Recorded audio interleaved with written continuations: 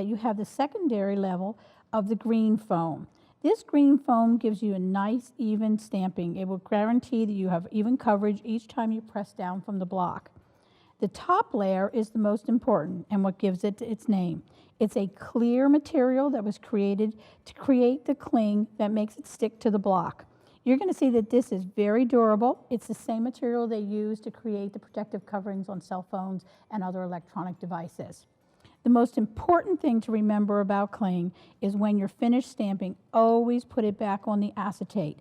Being adhered and the contact is what brings the stickiness back. It will revive its cling for many years to come as long as you keep it attached. I'm just going to peel off one of these and we're going to put it onto our clear block. You do need to use clear blocks just as with clear stamps, but what you need to do is remember that you always have it in proportion size to your stamp. So that if you go too big, you're going to require rocking. If you go too small, you're going to cut off the edges of your stamp. So you want to position it on just the correct size.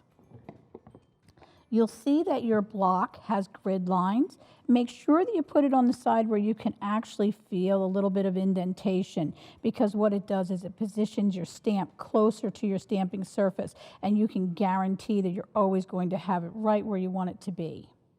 You'll see that our blocks have a ridge on the side, which is great for a grip so that it's not going to slide when you're positioning it.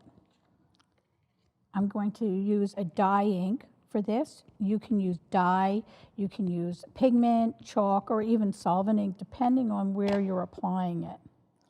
We're going to hold our fingers on all four sides as well in the center and come down and stamp.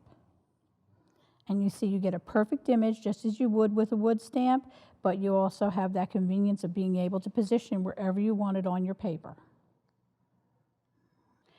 When you're finished stamping, you're going to need to do cleanup. You would clean this up just as you would a regular stamp. Or a wood stamp, you can use either a water-based stamp cleaner with a scrubber or a craft wipe.